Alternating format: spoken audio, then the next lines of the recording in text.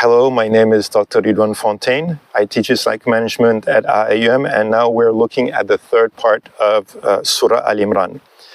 This is ayat 102, and the Arabic is أعوذ بالله من الشيطان الرجيم بسم الله الرحمن الرحيم يا أيها الذين آمنوا اتقوا الله حق تقاته ولا تموتن إلا وأنتم مسلمون. And the English translation is, those of you who believe, have taqwa of Allah in the way He deserves and do not die except in a state of full submission to Him. Okay, so here the point is, this is the center of the surah, right? So this ayat is almost the center of the entire surah. So the whole surah revolves around this ayat. And so the whole surah revolves around taqwa. So taqwa is one of those words that people use all the time. Few things about taqwa. In one hadith, the Prophet ﷺ said, taqwa is here. And he pointed to his chest 3 times. Right? So think about taqwa as the internal motivation of a Muslim. The second thing you have to think about taqwa, it's not a feeling. Right? It's a behavior. In other words, when you have taqwa, you're doing something. So the example that I have in my notes is sleeping early. Okay, this is a very common problem in UAE. So let's say a lot of people sleep at 2 o'clock in the morning. They cannot get up for subuh, and they do this repeatedly, and they keep saying to themselves, yeah, I know I should go to bed earlier, I should wake up for subuh, I should wake up for subuh, and they don't do it, even though they know they should do it. So that's a problem with taqwa.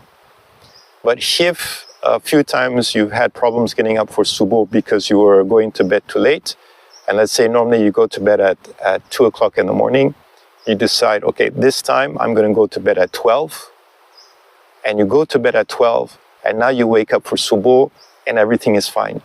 The fact that you motivated yourself to go to bed earlier in order to wake up for subuh, that is an act of taqwa. Okay, so you're doing something in order to get things done, if you like. So here, this is a really interesting idea, and again, I'm taking this from the comments of Nouman Ali Khan.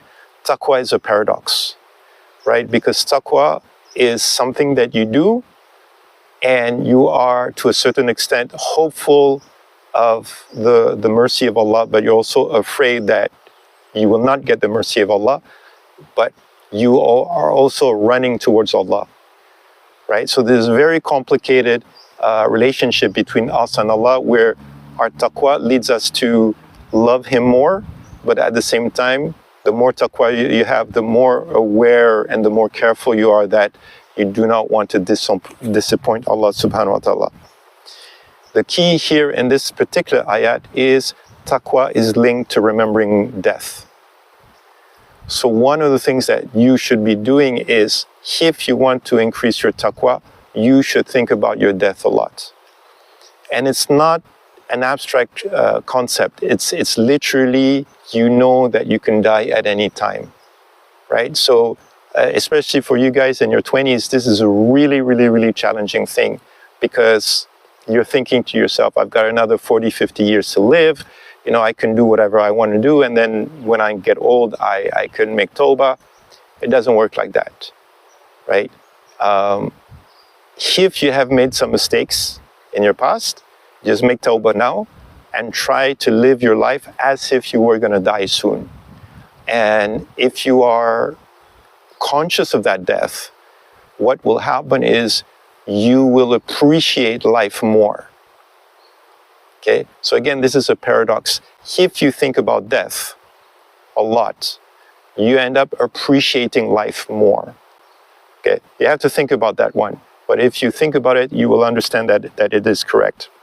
This is the kind of ayat which is really hard to reflect in a group, right? Normally I get students to discuss in group these ayats, but this one, you have to think about it alone, because you can't say to your friends, oh, I've got taqwa, I don't have taqwa. It doesn't work like that. But this is something you need to get into the habit of talking to Allah subhanahu wa ta'ala when you are alone, and then asking for more taqwa sincerely, praying for more taqwa sincerely. And I would advise you pray in your own language.